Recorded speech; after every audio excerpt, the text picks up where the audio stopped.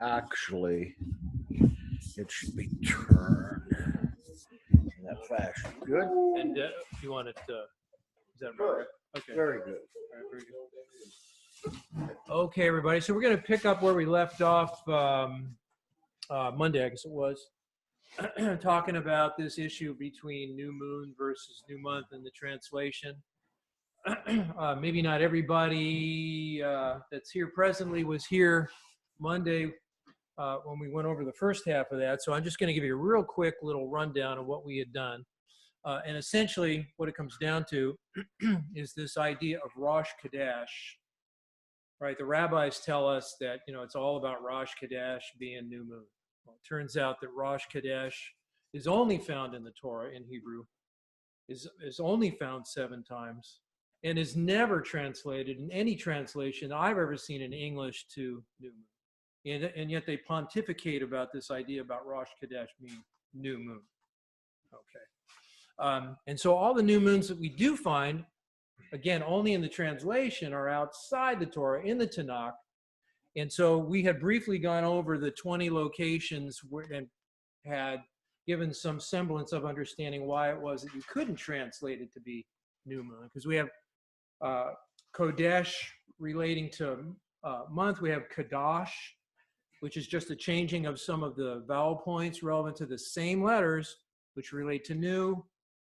And so we're looking at months. So, so now we're going to look a little bit at the New Testament aspect regarding new moon. Now, new moon is only mentioned 1 time in the New Testament. We're going to break that word up and look at it as, if you will, a second witness for that. So I'm just going to pick up where we had left off. It was that we were actually 1 slide shy of finishing that first half. So, so let's just go ahead and pick up from there. And in reference to the lunar calendar, I just wanted to mention, you guys can see that all right? Yeah. You know, we know that Babylon followed a lunar calendar. And every nation that's represented in Nebuchadnezzar's dream, right? We know about the image that he had, right? Every one of those nations that are represented in that dream, they were all lunar calendar people. The Medes and Persians, the Greeks, even Rome had a lunar calendar prior to Julius Caesar. And the Muslims, and of course, modern day Israel is keeping a lunar calendar, which could very well be part of the miry clay. What is that? The iron and miry clay at the feet. Yeah. So there's kind of an interesting correlation there. I just thought I'd throw that in there, but. But, and then there's this verse here in Deuteronomy 17. This is verses 2 through 5. I suppose the same could be said about the sun too, but it says here, you know, Moses is stating here, it says, if there be found anyone within any of thy gates who serve and worship either the sun or the moon, serve and worship, or any of the host of heaven, and it is determined to be true, then they will be stoned to death, right? So you'd think if there's a verse like that, that there would be some kind of instruction, some description in the Torah relevant to this calendar, if indeed it was supposed to be lunar. Most of us here recognize that we're looking at the idea of possibly a different calendar than what present day Judaism's using today, right? And so we know, we have a little more confidence knowing that Noah, Abraham, Isaac, Jacob, and what was given back to Moses was not a lunar timekeeping. Okay. Okay, so we're going to go back. Okay, so now we go on to part 2. Okay, so now we're going to look at the New Testament. The analysis of the Greek. Now, this is found 1 time. It's in Colossians 2:16. And very simple little study, just like Paul tells us to do. He says, hey, study to show yourself approved, rightly dividing the word. So that's what we're going to do. We're going to take this one word that's been translated new moon and break it up into its syllable parts and make a determination of the meaning of each one of those and then put it all back together again. So here's the word that's translated new moon, found one time. It's Numenia. So I can actually, and so in the Strongs, that's number 3561. Well, I can actually break that up into its syllables and look up each one of those syllables. It's actually listed in Strongs. And I got the definitions there. Now this is, technically, I guess you could say this is one witness because I'm utilizing Strongs. But technically, I guess I could go back and we could look at the Greek. I haven't actually done this. This was sufficient for me, but technically we would need a second witness. So I'm posing this to you guys. You can take it from here, right? So I'm going to break up this word Numenia into its three syllables. I got new, I got mean, and I got ia. Okay. What's that middle one? Mean. Spell it. It's M-E-N, but it's pronounced mean. Yeah. Yeah. Okay. And so here's the Strong's numbers with those. So new comes from neos, number 3501, which means new or younger. It's translated that. The word mean, which is the middle of the word, is only translated months. It's never found to be moon anywhere. Okay? And then the last syllable, ia, comes from mia, which basically means single or one. So basically, Numenia is the singular form of new month. Can you guys see that? All right, pretty plain. So you can see we got a little bit of a problem there. So we can see that that word has been translated based on a traditional concept, even in the Greek. Okay, so to back this up, I guess technically here's a second witness for this. So here's some other Strong's words. Trimenos, talking about 3 months, as it's mentioned in the book of Revelation, right? It says months, not moon. Tetramenos, also mentioned in Revelation, found in Strong's, means 4 months. Again, nothing about the moon. And I happen to find in a classical Greek dictionary this word, dimenos, di meaning 2, and that refers to 2 months. Okay, so technically we got several witnesses here. It's kind of correlating that we got a consistent thing that's showing us month. Okay. So let's see if there's any kind of relationship to this word mean and the Greek word for moon. So the Greek word for moon, as Strong's tells us, is Selene. That was the name of the moon god to the Greeks. Okay, but that's the word that they use for moon. And so all the other related words for moon all have a correlation to Selene, right? Seleneos means of the moon in the Greek dictionary. We have Pan-Selene, pan meaning all, which is like a full, that means full moon, right? All of the moon would be full moon. And Para-Selene would be around the moon like a moon halo is what that refers to. And so we can see here, we don't have anything correlated to a month here, do we? So we can see a distinction between Selene and mean and no real relationship. Okay. In fact, and there is Selenozomai, I probably slaughtering that word, but moonstruck, it's translated lunatic.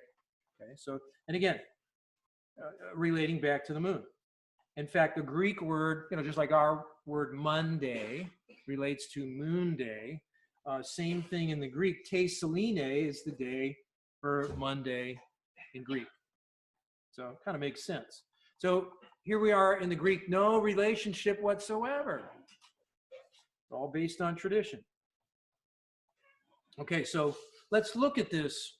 This comes from Colossians 2:16. So let's look at this verse. So here it is in the King James. We've all read this, right? Let no man therefore judge you in meat or in drink, or in respect of a holy day, or of the new moon, or of the Sabbath days, in italics, which are a shadow of things to come, but the body is of Christ. Now here's a more literal translation of that verse, with verse 17 along with it.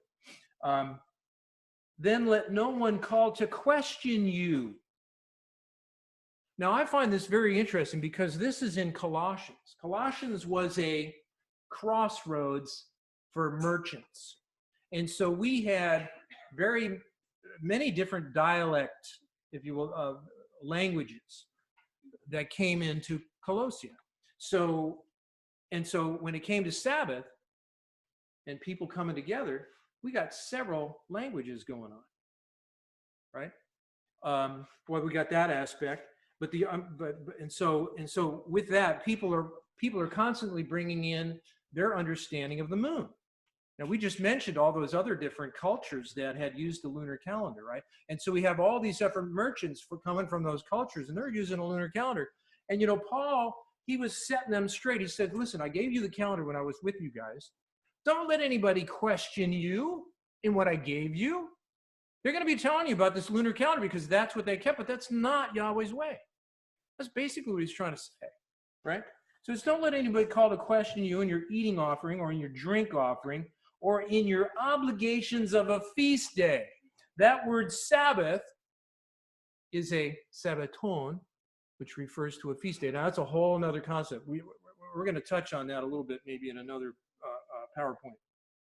But technically, that form of Sabbath, I believe, is a feast Sabbath. So it's not a seventh-day Sabbath. And if you look at it in its context, it kind of makes sense that it would be a feast day. We're not talking about elements relevant to Sabbath. So it said, don't let anybody call the question in your eating offering or your drink offering in respect to those feasts, or in your obligations of a feast or of the new month or of the holy feast, which is the convocations relevant to the feast, which are a shadow of things to come. The feasts are a shadow of things to come. The Sabbath belongs to Yahweh. The feast days were given to us. That's a whole. We could do a study on that. I could show that to you guys out of the original language. It's actually pretty incredible. So it's the feast days that are a shadow, a foretelling of what it is that Yahweh has for us, and we go through that every year. It's all part of the plan of salvation. Yahweh wants us to go through these rehearsals in our yearly annual recommitment to Him, right? Okay, so the only place where there is lunar instruction for timekeeping and feasts that I'm aware of is in the Mishnah. Now, there might be some other books of the Talmud, probably, but I know the Mishnah has some of that. Now, the Mishnah, this is taking a quote from a particular book. The Mishnah, the first section of the Babylonian Talmud, being a collection of early oral interpretations of the scriptures as compiled about 200 AD. And there's the location of that quote. And I think most everybody here, there's other audiences that I might share this with that aren't necessarily familiar with this, but you guys probably are. I'm using an R.H. Charles translation of some verses here. So the book of Jubilees tells us, and of course we understand why, this group understands why we don't have this in our Bibles today, but this is taken from Jubilees. I'll have the quote at the bottom here. But it says, for there will be those who will assuredly make observations of the moon. How it disturbs the seasons and comes in from year 10 days too soon. Making observations of the moon. Are we supposed to be making observations of the moon? Let's keep that in mind. Okay, because we know that the lunar average annual is 354. And so Jubilees continues, for this reason the years will come upon them when they will disturb the order of those feasts and make an abominable day the day of testimony, and an unclean day a feast day, and they will confound all the days, the holy with the unclean, and the unclean day with the holy. For they will go wrong as to the months and the Sabbaths and the feasts and jubilees. Okay, that's Jubilees 6, 36 and 37. Now, I'm probably speaking to the choir a little bit here, right? But this is just a little review. When Jubilees mentions that there will be those who make observations of the moon and how those observations will disturb the seasons and confound all the days. some translations of the Book of Jubilees that convert Kodesh to new moon, we see that, right? Consequently, don't make sense when it compares. You guys have done this probably. The Sefer, for one. The Sefer is another one, yeah. So that book right there, unfortunately, they're using the Richard Lawrence, the editor in the very beginning of that makes a notation that they're using Richard Lawrence. And if you compare it with a regular Richard Lawrence, he's actually taken out some of the italics, which allowed some grammatical flow. He doesn't have that in there. That is the worst translation Enoch I've ever seen. So you might want to get another book of Enoch along with that to carry with you. But anyway. Yeah. The show is really good. Or you could try mine. Oh yeah. Too. We got the Sky Tripper, right? The Sky Tripper. Sky Tripper. Okay. There you go. Yeah, let's see. Especially after Jubilees gives certain particulars regarding the true calendar, right? So I guess I don't really need to emphasize that too much with you guys. Okay. And let's see, Jubilees 6:33 through 35. But if they do neglect and do not observe them according to his commandment, then they will disturb all their seasons, and the years will be dislodged from their order, and they will disturb the seasons, and the years will be dislodged, and they will neglect their ordinances. It's pretty straightforward, right? And all the children of Israel will forget and will not find the path of the years, and will forget the new months, and I put that in there, and seasons and Sabbaths, and they will go wrong as to all the order of the years. Because obviously, if we had new moons in there, it just wouldn't make sense.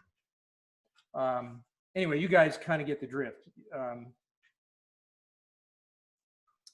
Let me read this one here. Okay, so Jubilees 6:38.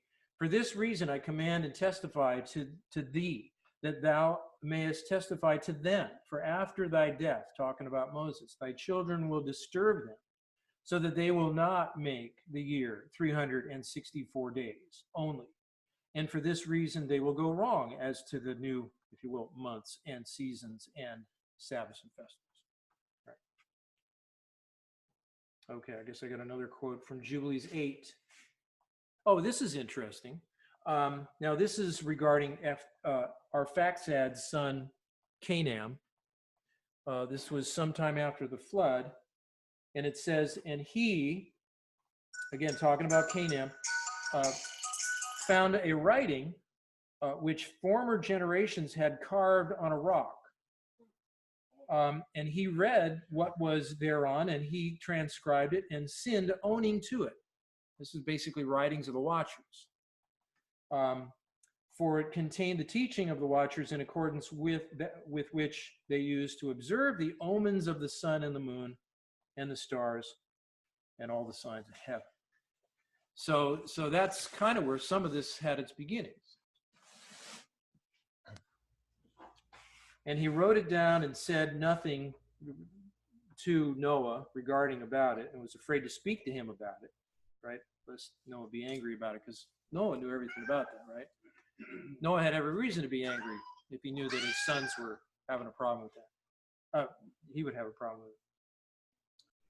Okay, could it be that could it be that the Babylonian lunar calendar was inspired by the Watchers? Yeah, could be. The evil angels, the same Watchers that Enoch had mentioned prior to the flood, because he was the one that had prophesied the coming deluge, which were referred to as the sons of God, that had relations with the daughters of men. Okay, so now we're going to look at a few verses that create a little bit of a controversy on this new moon problem. In Jeremiah 31, verses 35 and 36. Now, this is what King James says. And many of us Messianics have gotten tripped up on this. And it says, thus saith Yahweh, let's say, which giveth the sun for a light by day, and the ordinances of the moon and of the stars for a light by night, which divideth the sea when the waves thereof roar. Yahweh of hosts is his name. If those ordinances depart from me, saith Yahweh, then the seed of Israel also shall cease from being a nation before me. Now, most people who use this as a means to a foundation to their idea of using a new moon are taking it out of context. Basically, when Yahweh's talking about this ordinance of the moon, and I'm going to give you a better translation of that verse here in just a minute, but let me make a comment about it. It says, notice the word ordinances are of the moon, not of Israel, right? Again, if we read in its context, and are for a waxing and waning of light, which create the tides, right? We was talking about the sea divideth, right? That's what that was about. So it's talking about the moon's waxing and waning in its power in that respect. These ordinances of physical law are not about determining feast days. Okay, so here's the New American Standard version of the same. And I bolded the differences here. So thus saith Yahweh, who gives the sun for a light by day, and the fixed order of the moon, right? And if this fixed order departs from me, declares Yahweh, then the offspring of Israel, right? So in other words, if what I've hung this earth on departs, then everything else is going to depart. It's basically what he's kind of trying to say. So remember, the offspring of Israel includes the Gentiles who will be grafted in. So all will be of true Israel in the new earth, so long as the sun, moon, and stars continue in their fixed order. Okay, so here's a quote from Enoch. This is Enoch 74, verse 4. And in certain months, she changes, talking about the moon, in certain months she changes her settings, and in certain months she goes her peculiar course.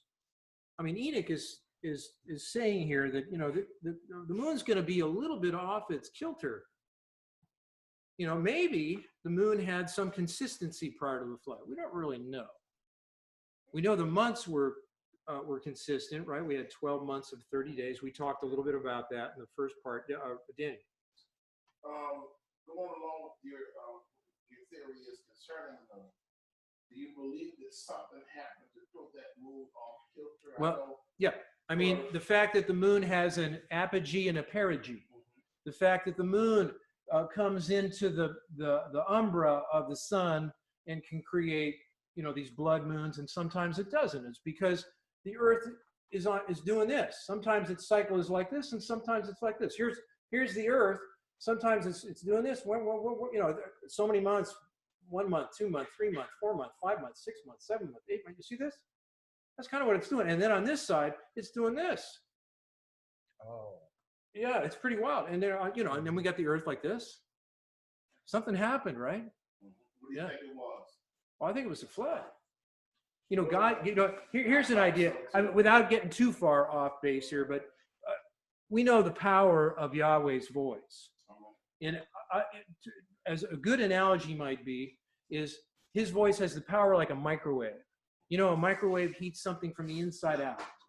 And if he spoke with the power of a microwave, and that was heating the center of the earth, and the earth had this firmament canopy, because now it says in Genesis that the fountains of the deep broke open, and then it rained.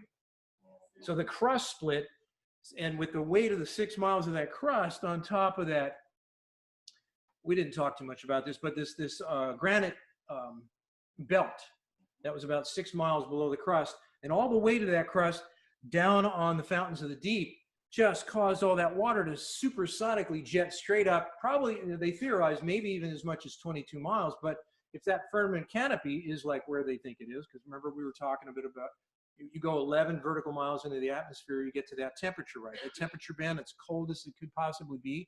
That's where the electromagnetics is going to be stronger. So the firmament canopy could be right there. So if it's shooting up 22 miles, it's going to break through that 11-mile point and shatter that firmament canopy. And so the water up there now is coming down with all the water coming up from below. Okay. So anyway, so the earth just like, you know, it literally did this. One time we believe it was like this, and the moon was probably perfect. Who knows? The moon might have been going down, might have been a perfect 30 days. We don't know. I don't know. Somebody might know. But anyway, the point is that Enoch is saying, hey, it's got a pretty peculiar course. right? After this flood. Any Earth moves back and forth like that? No. The moon is doing that. Now the Earth, now for those that are considering the idea that the Earth is going around the sun, with that model, the Earth does have a somewhat of an elliptical thing around the sun. So there's that piece too. So we can see that the whole network got messed up. Is that what Isaiah talks about when he says the earth reels to and fro like a drunkard? That's probably the best description I think I've ever heard. Very good. Yeah. So let's see. So also from Enoch 74, her days vary, talking about the moon again, from 1 month to another. But each portal, that's of 2 lunar cycles, is complete in 59 days. So it's not exactly 2 30-month, right, sequences.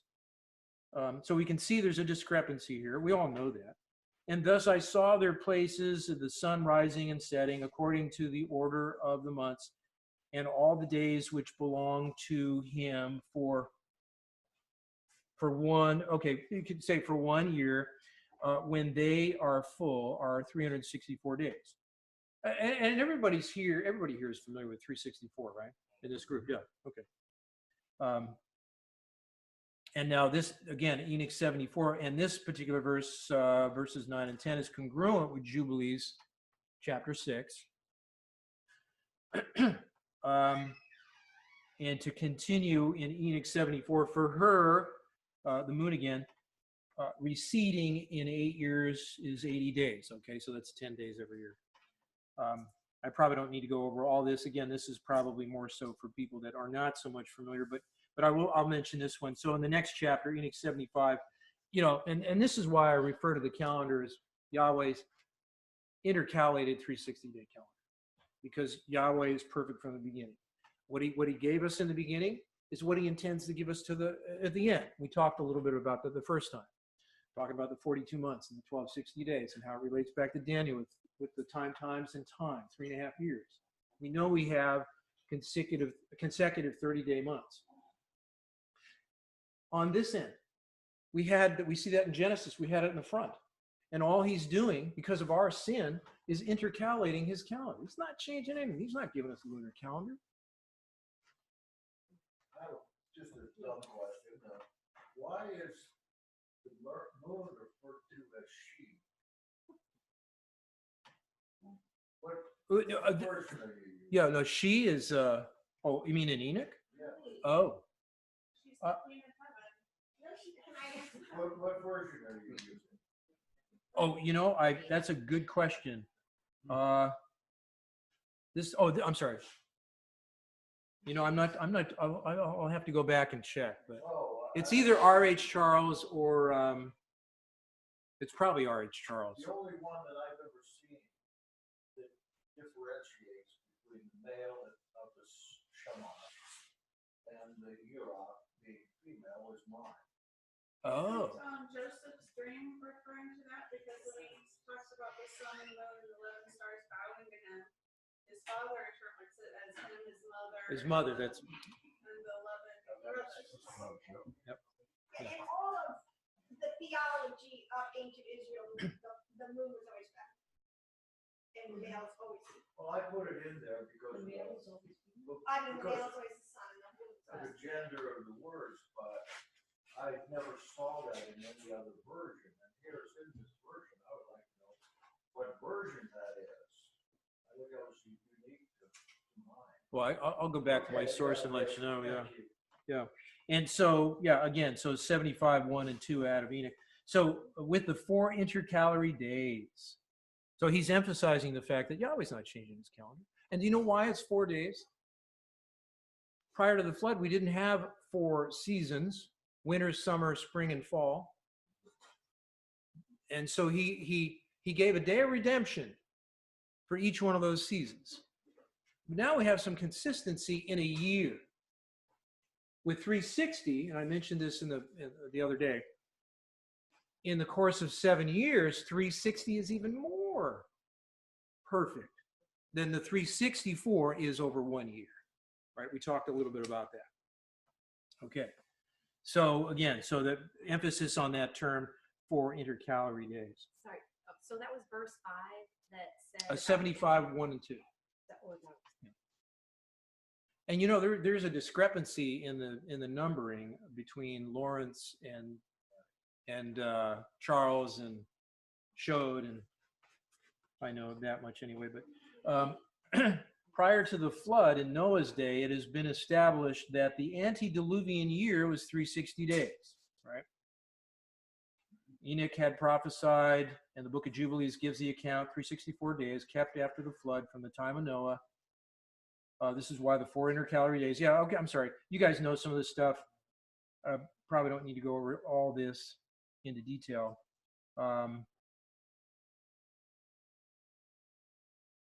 Okay, so gematria is the symbolic meaning of the numbers to the Hebrew, and the number 4 denotes redemption and earth. I think we talked about that at the very beginning of Monday. The meaning of the gematria, just to give you a real quick one. So 1, this is according to E.W. Bollinger, and now he wasn't a feast keeper, but he's correlating all the elements that he's ever picked up in all his Bible studies. The numbers have to be consistent throughout Scripture in order for it to have a geometric meaning, right? And so what he had found, you got dual meanings with each one of these numbers, 1 through 7, because we're talking about the days of the week.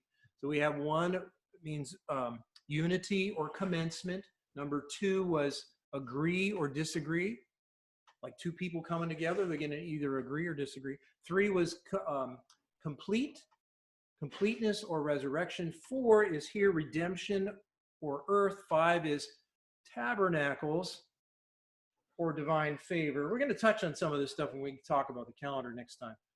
Number 6 means man or preparation, and number 7 means spiritual perfection or life. Okay, and again, we're going to touch on some of that, and those numbers are going to pop out like you wouldn't believe when we go over the calendar stuff. Okay. Okay, so this 364-day timepiece in keeping with the solar cycle. Okay, of the 365 days is intercalated again on the sabbatical years to match the gematria meaning for spiritual perfection. So in other words, we're perfecting the calendar on a 7-year cycle. Now, I think I don't know if I actually get into the specifics of this, and maybe I do on this one. And so consequently, if we do this, if we follow that, every 7 years we add a week, that's not really counted. Just like the 4 intercalary days are not counted in respect to the 360, right? Because they're just intercalary. And if we do it correctly, we can, on an average, we're only off by seconds, actually. Less than a minute per year is what we've come up with from our study. We're going to get into some of it. And so if you look at it over 1,000 years, there could be another intercalation that could be done to make up for that. So Enoch had prophesied that Yeshua would come with 10,000 of his saints to execute judgment upon all. Oh, okay, I'm just validating the use of Enoch in the scriptures. That's what I'm doing there. And the prophecies of Enoch are compatible with those described in the book of Revelation. And it's probably common knowledge for most of us here.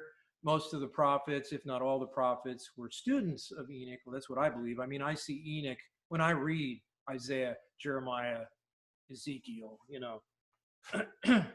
so if we're familiar with Enoch and we read those prophets of like, oh, yeah, there's Enoch, you know what I mean? Okay. Yeah, so even Daniel and John, the Revelator, were likely students of the works of Enoch. Okay. Yeah, so wouldn't it be nice to have a consistent calendar and not have to be concerned with the confusion? And again, this is relating back to doing away with the lunar calendar. So to get rid of this confusion, whether it's the dark of the moon, the first visible crescent, whether it's from Jerusalem, or again, this relates to those 26 different lunar calendars we talked about. 26 of them. Now, granted, there's a majority of them are probably using that one from Meton of Athens, right, which is this 19-year cycle. That's what I think the majority of Judaism is doing over there in Israel today. But let's see, what do I have here? Yeah, so all this confusion. These are all relevant to interpretations of the Babylonian Talmud, and there's nothing from Scripture relating to any of these things. And we talked about that on Monday. Yeah, but before we can consider this other timekeeping, let's dispel some pending concerns regarding the timekeeping in the New Testament. Okay, since it is well known that Israel had kept the feast by the moon before our Savior's earthly ministry, how do we account for Israel's preparation of the Passover in John 19 at the time of our Savior's crucifixion? Fair enough question, right? Okay, and so with an average of 29.5 or 29, what is it? I don't know, it goes out to the thousands or something, 29.5 days in a lunar month. What is it, 12.37 average months in a year, with just over 10 days short per solar year.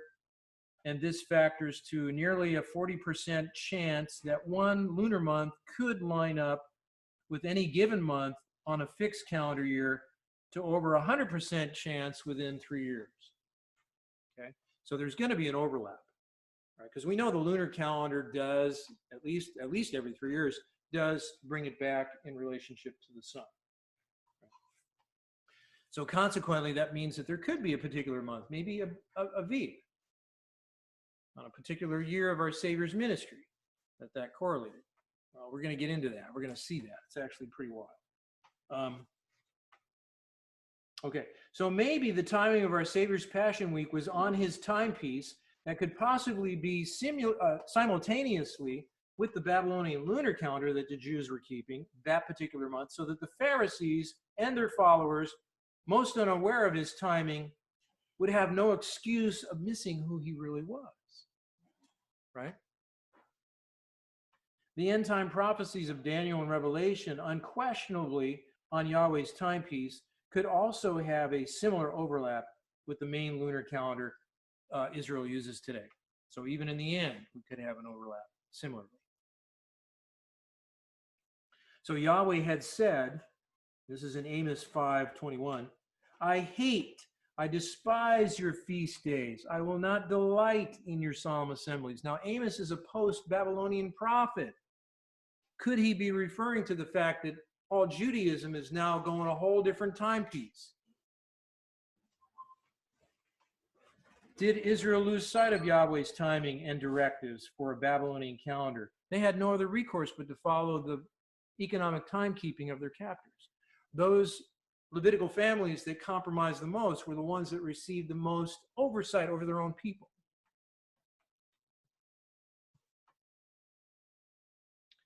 And we are shown in John, at least, that Yeshua had a different feast calendar than the prevailing leadership. And this is part of the reason why he was getting in trouble with them many times. And so he mentioned the following to the disciples. So here's an interesting correlation.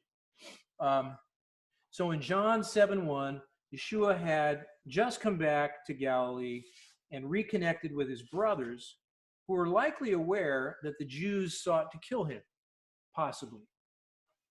Yet they did not believe in him to be the Messiah.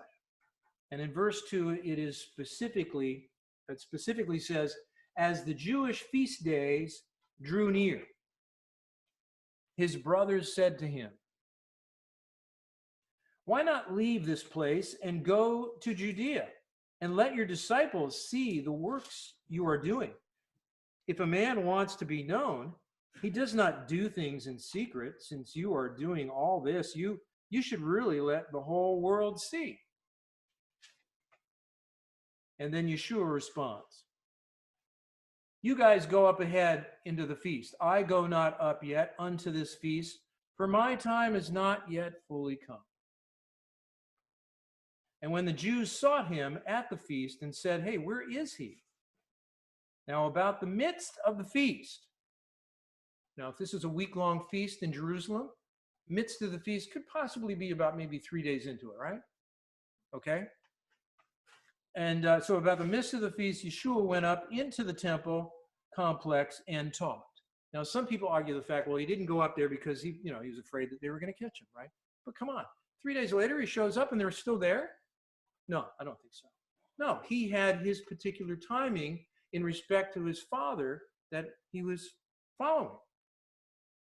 Now, this group is a little more receptive to that concept. Okay. And okay, this is just another translation of that same verse. I am not going up to this festival, for the season for me has not yet been. That's the concordant literal New Testament. And you guys are probably familiar with this one. So a second witness that Yeshua kept to a different timetable is found in the last event of Luke chapter 2. When Yeshua was 12 years old, he accompanied his parents to the feast of Passover in Jerusalem. And we are told that when his parents had, quote, fulfilled the days, unquote, they left Jerusalem not knowing that their son was not among their kinfolk. Kind of interesting, but I guess that's what happened. Yeshua was pretty responsible child.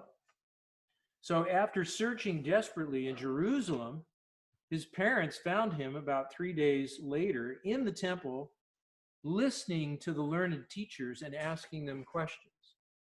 Now, he respected their position. He wasn't telling them one way or another. He was just listening and asking questions, right?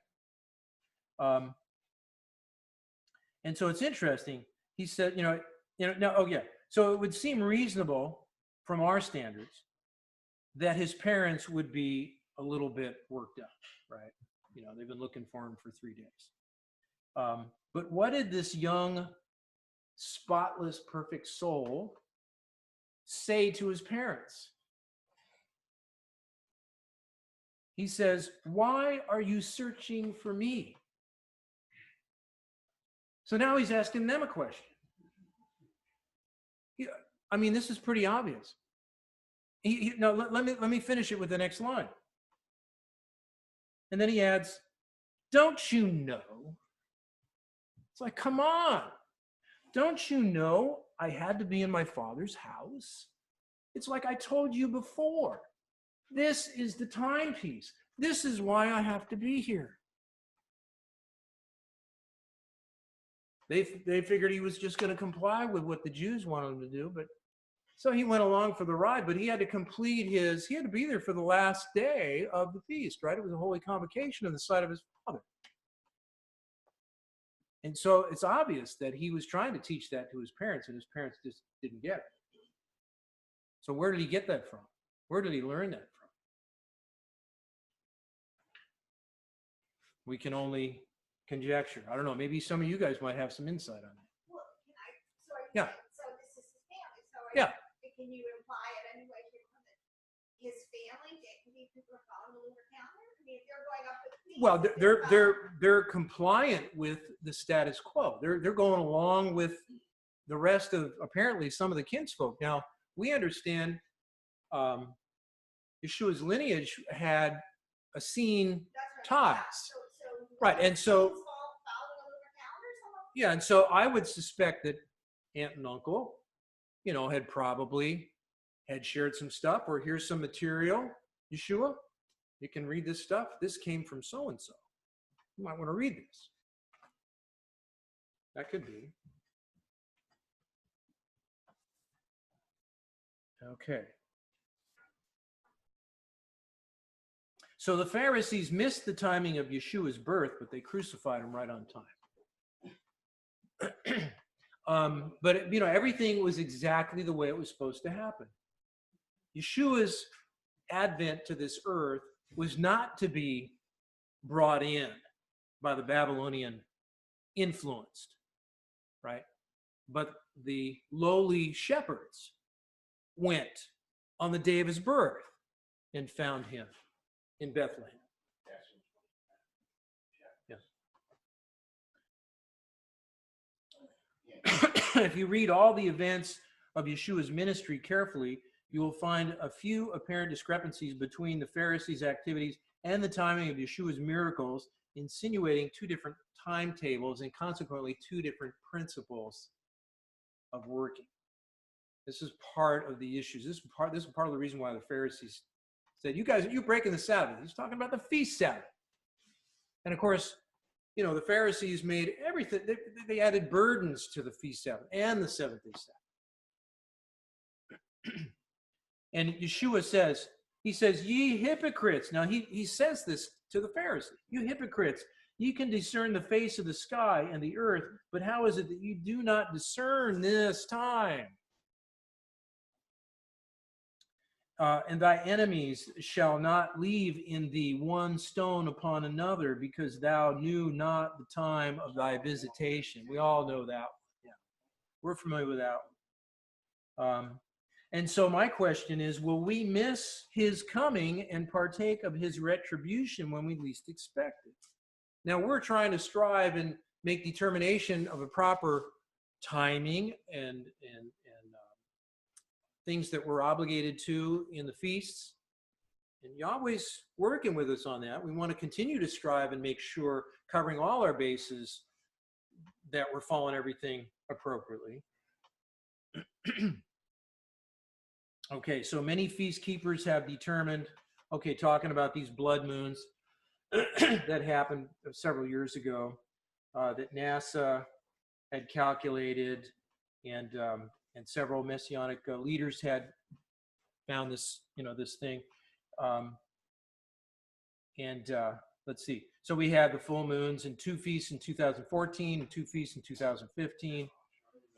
You guys know all this stuff. I don't have to. Do I need to go over any of it? No. Okay, you guys know all this. You probably could. The new people, you probably should. Okay. Well, I think maybe I'll get into it in the next slide. Let's see. So let's see. So these are blood moons that actually fall on the full moon of the feast, following a lunar calendar according to the Pharisaic or rabbinical timepiece, the majority rabbinical timepiece that happened. And so this happened in 14 and 15. The last time it happened was in 1967, 68, which is the wall. Okay, so you're familiar with some of that. Is there anybody that's not familiar with that? Okay, we all got it. Okay. So I can probably skip through this, I think. Okay, so those were the dates for those lunar feasts. And yeah, there's the stuff about 1949, 1950, you know, shortly after the birth of the nation, all that. So let's go through that. Let's see. Yeah, so let's go to the next slide. Let me see what I have here. So yet just before Yahweh had released the children of Israel from Egyptian bondage for a wilderness experience, before crossing into the promised land, Yahweh smote Egypt with plagues that denigrated each one of their gods at a precise time. We don't always think that, but I believe after analyzing that pretty carefully, I'm seeing innuendos that things are happening. You know, Yahweh's saying on this next day, right? Why is he saying that? He's telling Pharaoh that. It was like, Pharaoh knows exactly what he's saying. Oh, you mean you're going to denigrate my God? Forget you, man. I'm going to keep my stony heart because you're messing with my God. We wonder why he had a stony heart? There you go. Okay, and we recognize an interesting parallel for the last days spoken of in the book of Revelation for the remnant believers. Okay, the Nile god was turned to blood, just as her waters started to irrigate their farmland, right? They're going to venerate their God when he's coming into vogue, right? That's what was going on. The flies, the frogs, the locusts, the herd animals were each plagued as the Egyptians came to venerate them to their separate gods on their holidays, just as their land was rebirthing. None of these plagues fell on Yahweh. Certainly the last 7 never fell on Yahweh's people or any of their feasts.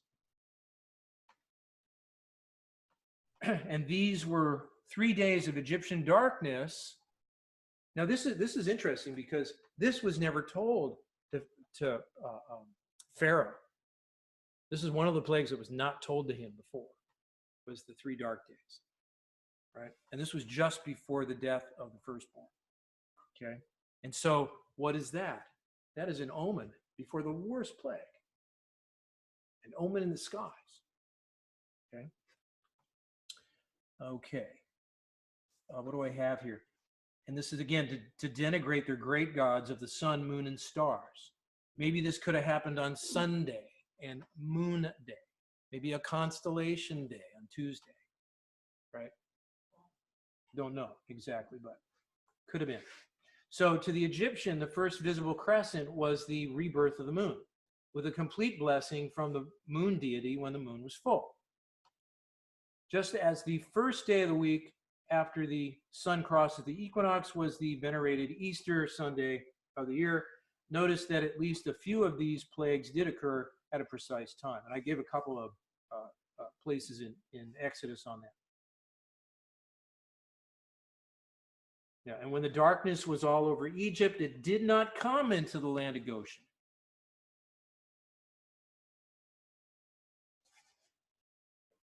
And it was no appointed time for Israel. And so let's see. And so the plague of darkness was just before the death of the firstborn. And there was no sun, no moon, no stars for 3 days. These are the three major gods of the pagans. This is the common denominator amongst the pagans. Remember, and immediately after the affliction of those days, the sun will be darkened, and the moon will not give her light, and the stars will fall from heaven. Right, so we're going to have a parallel. You know, John talked about that too.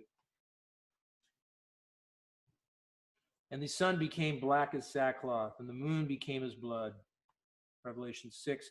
And then the full moon, the word labena is there for full moon, shall be confounded, or blush, i.e. turn red. And the sun ashamed, or pale, or go into a solar eclipse. That's in Isaiah 24.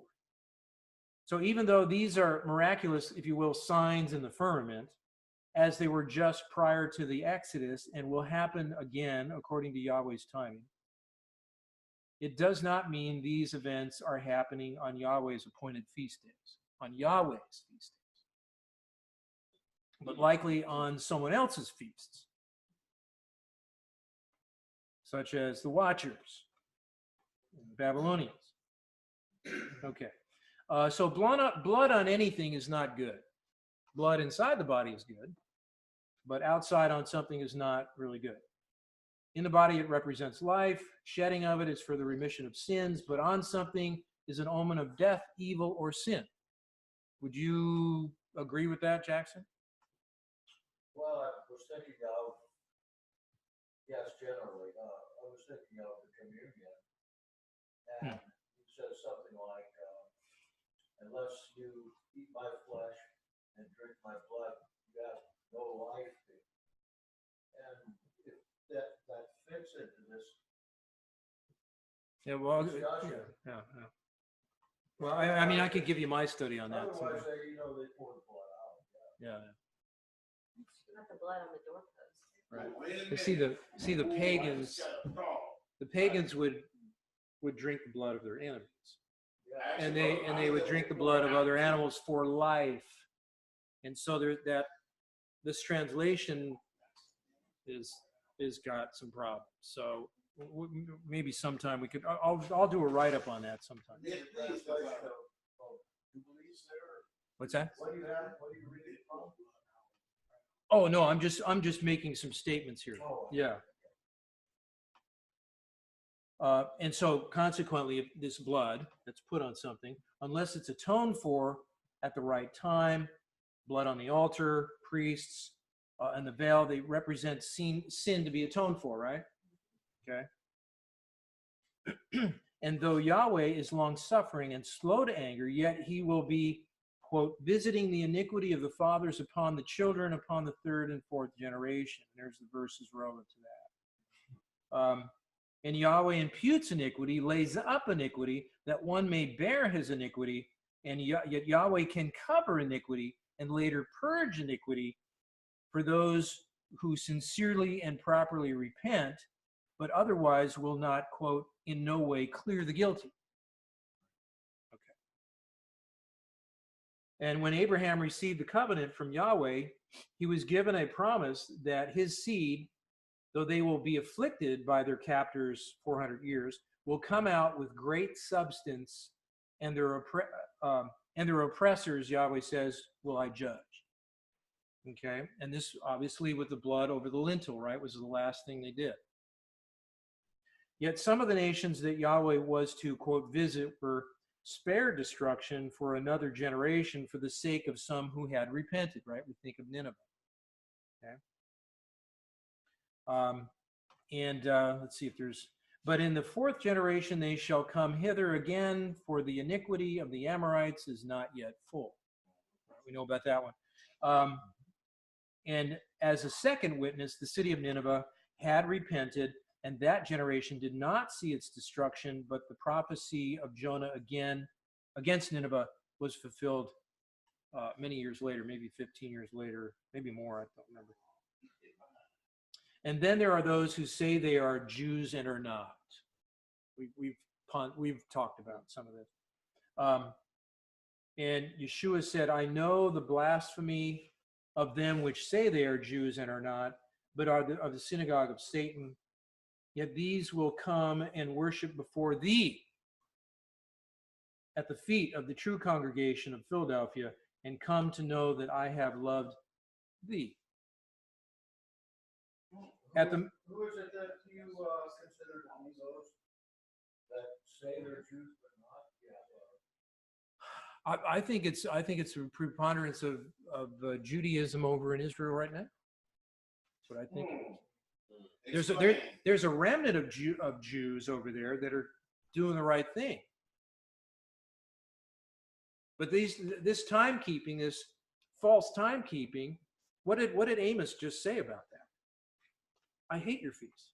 You're not discerning my words. You're using men's word from years ago, the sages. That's all men's word, who venerated men's word, who venerated the next generation of men's word. You're not really following my stuff. So at the mouth of 2 or 3 witnesses shall the matter be established. Deuteronomy 19:15. Modern Israel has already had 3 blood moon tetrads. We all know that, as a sign of impending judgment. Yet for a remnant of believers amongst them who have sighed and cried for all the abominations that have been done in the midst thereof, they have been spared thus far. Because of this verse here. For I looked, well, actually I think there's 2 verses. For I looked for a man among them who would build up the wall and stand before me in the gap on behalf of the land, so I would not have to destroy it, but I found none, he said.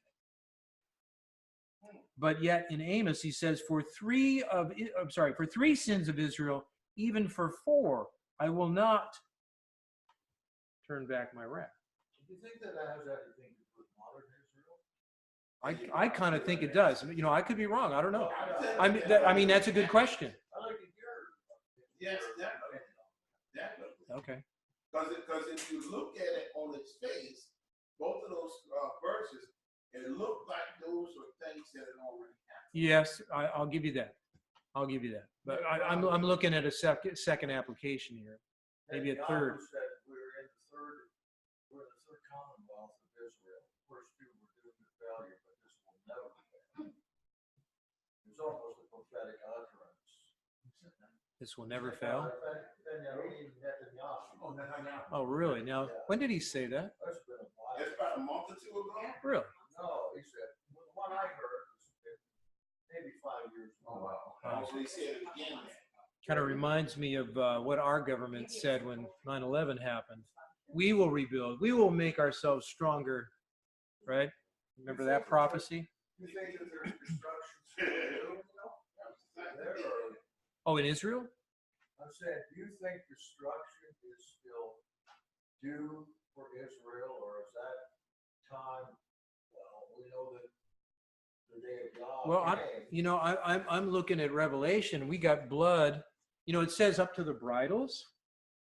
That happened. But now John doesn't know anything about armored vehicles. All he knew was horses, and so bridles is here, right? That would be the axles on a tank or some kind of military vehicle. So we're still looking at a lot of blood that went how many miles? Now, how do you get bridles? Bridles is something that you control the horse. Axles is something you control the vehicle with. It's the same. How do you make that jump from bridles to axles? Because you steer via the axles, the vehicle, just like you steer the horse via the reins in the bridle. Same thing. But we're using a mechanical horse instead of a real horse. Okay, so let's look at this. Even though these appear as miraculous deliverances for Israel, right, this blood moon stuff, and we see some very interesting things that have happened in the last few years, especially, there has been nothing but wars and rumors of wars for these rebellious people. Now, maybe with anything that I say here, you guys shout out, okay? Because this is a working piece here. Because I could be off on a point here.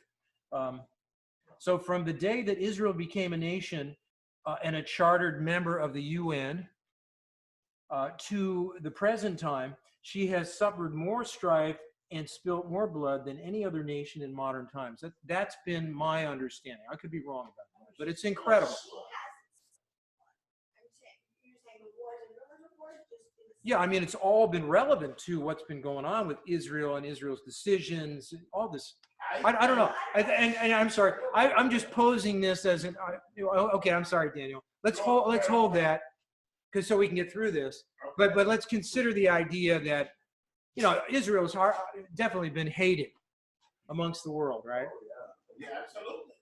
Okay, and so now here's an interesting quote from the Talmud in respect to the blood moons. This is a quote: "When the moon is in eclipse, it is a bad omen for Israel." Okay, that's what Mark Biltz said too about these blood moon tetrad stuff.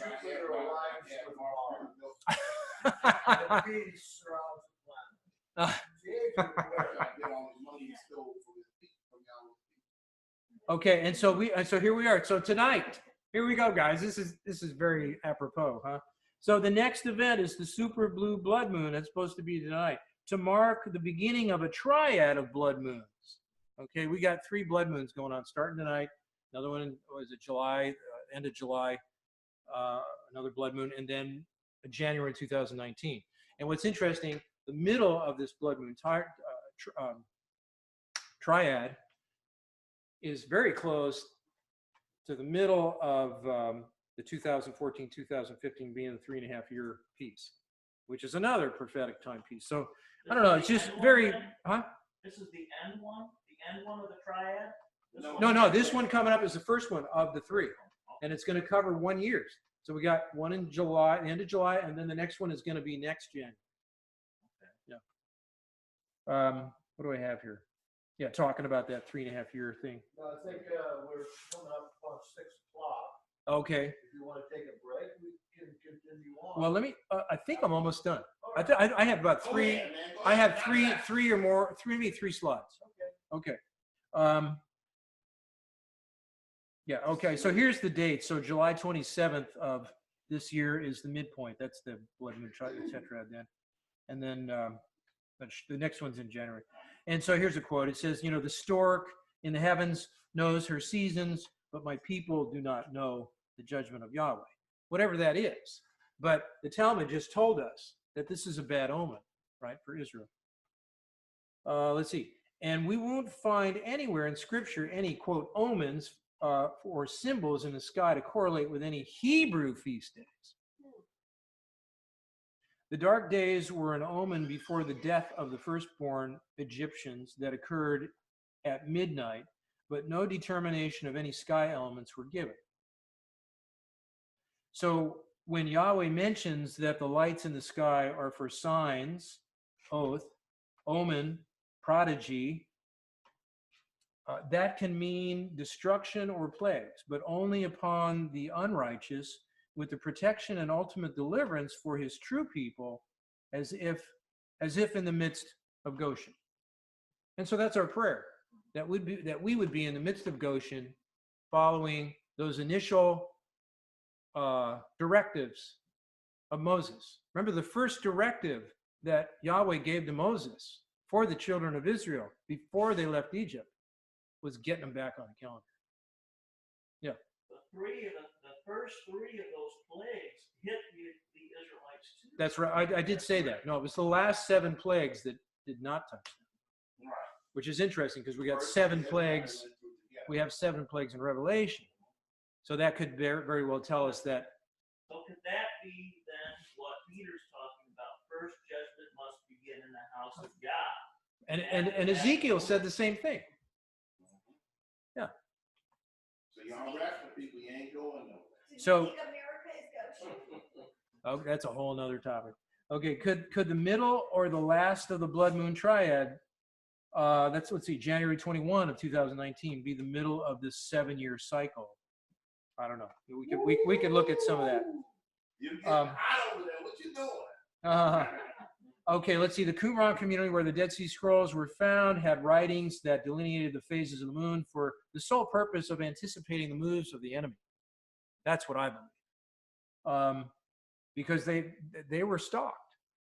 They knew they were going to go after him at certain times because they thought they were going to get the power from what they understood to be God to take care of their enemies, right?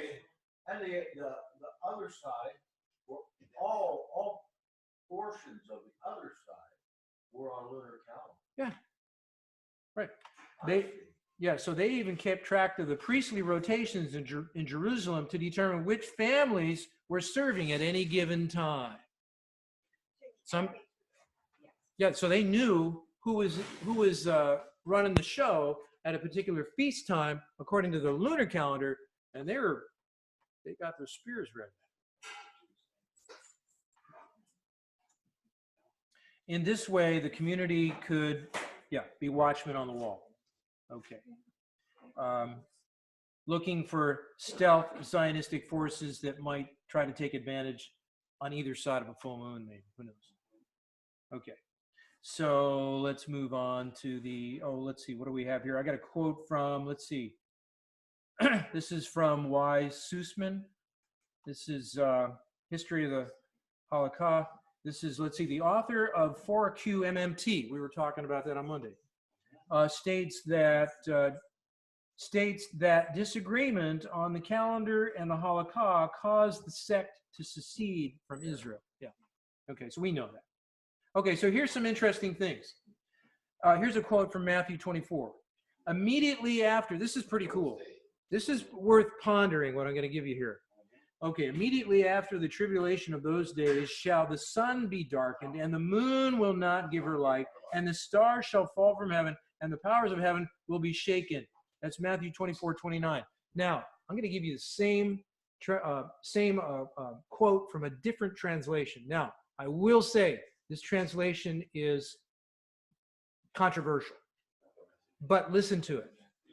Okay, this is taken from the OSE 1. We'll talk about that later, maybe. And anyway, whatever it's worth, listen to this. This is Matthew 24:29. But immediately after the great persecution of the coming days, the sun religions will be darkened by confusion, and the moon religions will be covered red with blood and cease to expand their light, disseminate, and evangelize. Revelations and messengers will fall from heaven, and the ruling powers of the world of Satan will be shaken. That puts a whole new slant on that verse. So now, that's Original Scriptures E1, basically, supposedly as it is, and again, it's surrounded in some controversy. They think it's the oldest New Testament scroll. They dated it to 70 AD, but it was found somewhere off the Silk Road. It was the bottom of some well that somebody had built a house over. There was a Paleo-Hebrew signature on one of the tiles. Some archaeologist was in the house, saw that, and said, there might be something underneath that. The same old thing as with the Channel of Gospels. All the original was down on the Silk Road. It could be. But anyway, I just thought this is a very interesting analogy. Now I'm going to go to the next slide. Did they find the scroll? Well, I stated that it was controversial, right? But I just wanted to kind of plant that idea. Now let's look at this. So if it's true, so if these sun religions include all Sunday worshipers, right, that also venerate the solar days of Christmas and Easter, all in ignorance, right? They're not studying. They're being spoon-fed by some man who told them that this is what God, where's that bell? Says.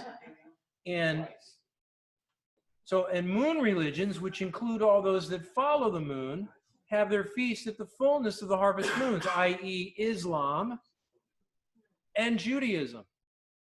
And so the sun religions, quote, will be darkened by confusion as the latter rain spirit of Yahweh will be poured out in its fullness, and an awakening will come to cause a shaking out among its people, and the churches will be ashamed, right? Because we talked about that's what the moon did, right? The moon was ashamed. The two great moon venerators, the nations of Israel and Islam, will be covered red with blood.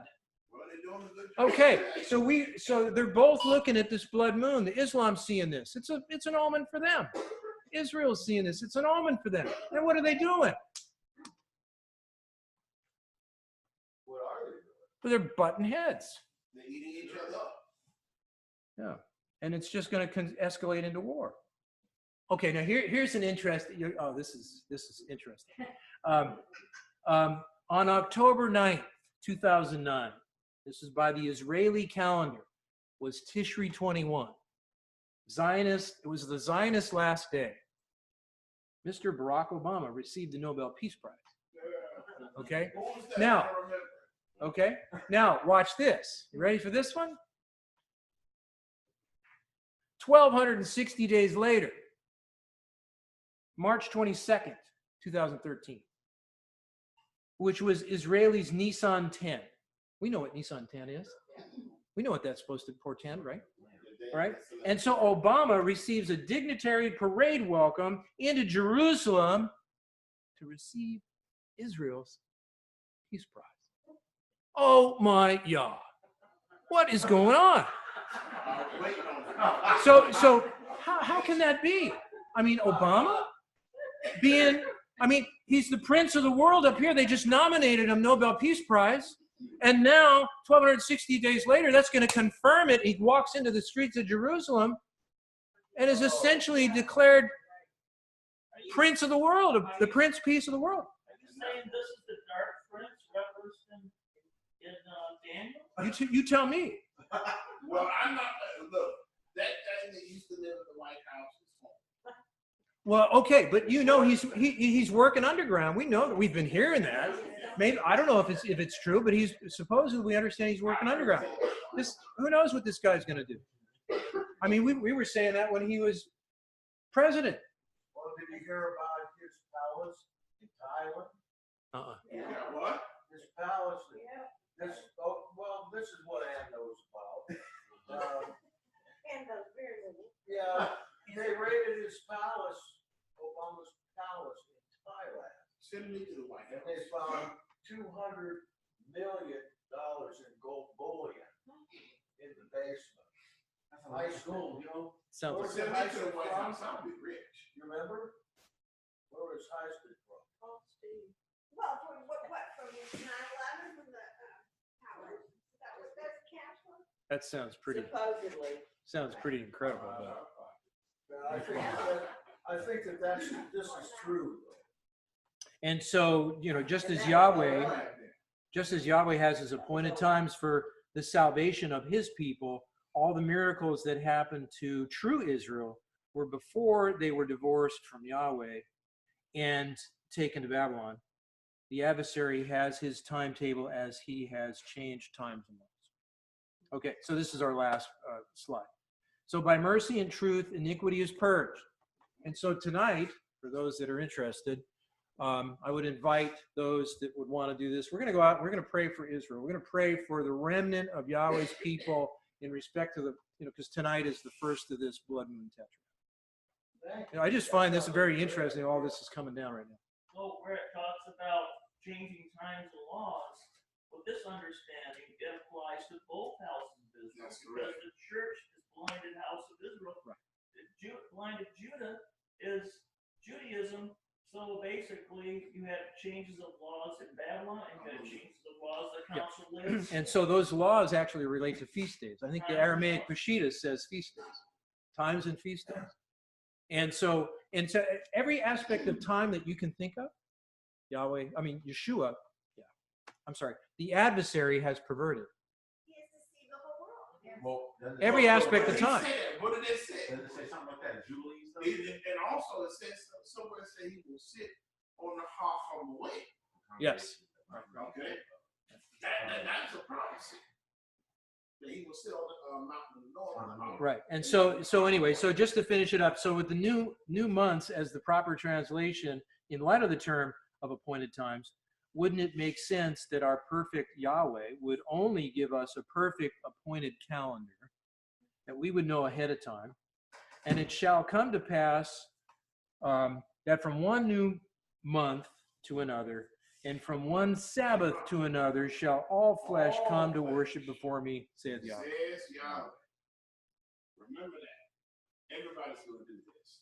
All right. All right. Thank you, everybody.